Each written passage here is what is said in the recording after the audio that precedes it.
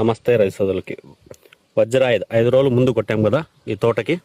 Location Kothakota నుంచి మలకల్చూరుకు పోయే route. అన్న రైతన్న మాటలోనే అడుగుదాం. అన్న నమస్తేనా? నమస్తేనా.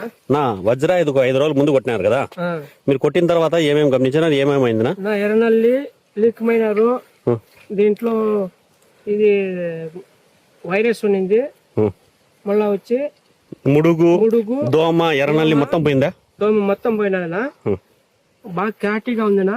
తోట కూడా నీట్గా వచ్చిందా? పిండి బాగుండా, పిండి కూడా బాగా పడుతుందా? పూత బాగా పడుతుంది. నాకు ఈ మందు కొట్టినాక మంచి రిజల్ట్ ఉందినా. రిజల్ట్ ఉందా? కొమ్మ అంతా మళ్ళీ వచ్చిందేనా? ఇది ఈ కొమ్మ వచ్చిన సిగురు కూడా బాగా వస్తుంది. బాగా వస్తుందా? బాగా వస్తుంది. ఈ పిండి అంతా ఇప్పుడు పట్టిండేదేనా? ఇప్పుడు పట్టిండేదేనా? అది ఇది 5 రోజుల నుంచి సెట్ అయిండేది. అంటే వజ్రాయుధ వాడిన వల్ల మీకు ఎర్రనల్లి వాడిన వల్ల నాకు రిజల్ట్ బాగుందినా. 10 మంది రైతులు చెప్పొచ్చనా?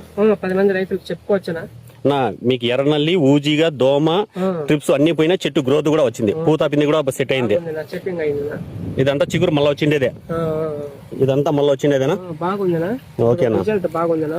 రిజల్ట్ బాగుంది. వజ్రాయుధ ఎవరన్నా వాడుకోవచ్చు. ఎవరైనా వాడుకోవచ్చునా. ఓకేనా? 10 మంది రైతులు. తోట అంతా ఇట్లా ఉందేనా? తోట అంతా ఇట్లా ఉందినా. తోట అంతా ఇట్లా వచ్చేసింది. ఇట్లా ఉంది.